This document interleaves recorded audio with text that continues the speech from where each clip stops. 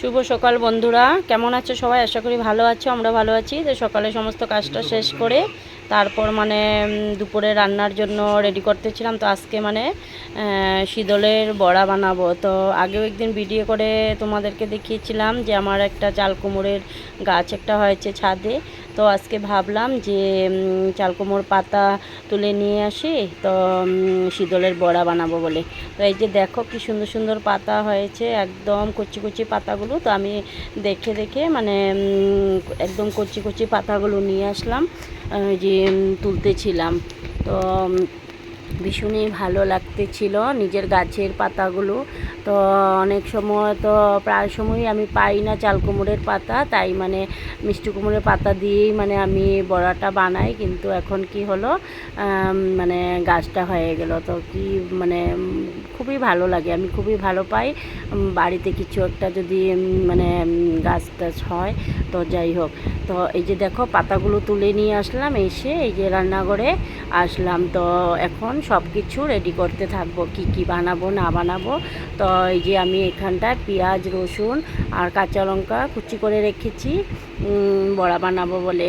তারপর সব কিছু আমি রেডি করে নিয়েছিলাম, রেডি করে তারপর আমি পাতাগুলো পাড়তে গিয়েছিলাম ছাদে। তো এই যে দেখো পাতাগুলো, কতগুলো পাতা এনেছি, বেশি তো আমাদের বড়া লাগবে না, আমরা তিনজন মানুষ, তো তিনটেই বানাবো। তো দুটো দুটো করে পাতা দেবো, তাই কয়েকটা পাতা নিয়ে আসলাম। আর এদিকে দেখো বাটির মধ্যে আমি শীতলটাও ভিজিয়ে রাখলাম, এটা হচ্ছে তেলের শীতল। আর এই যে দেখো এগুলো সব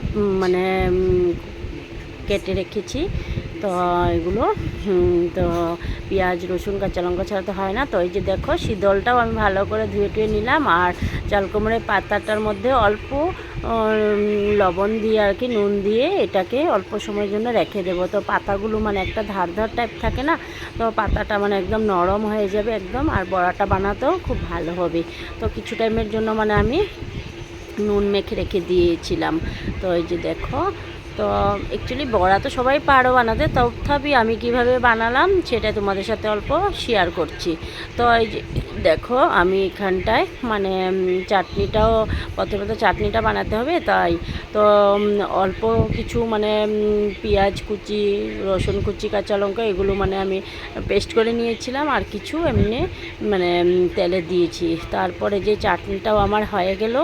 তো চাটনিটা হওয়ার পর চাটনিটা পরে বড়াটা বানাবো। তো এই যে দেখো এই যে আমার চাটনিটাও কমপ্লিট। এরপর আমি কি করলাম, আবার রেডি হয়ে অল্প বাজারে গিয়েছিলাম। তো এই যে দেখো আমাদের টফিটার শরীরটা ভালো নয়, তো ওকে স্যালাইন দেওয়া হয়েছিল। তো ভেটেরিনারিতে গিয়েছিলাম, তোমাদের দাদাভাইও গিয়েছিল, তো আমিও গিয়েছিলাম।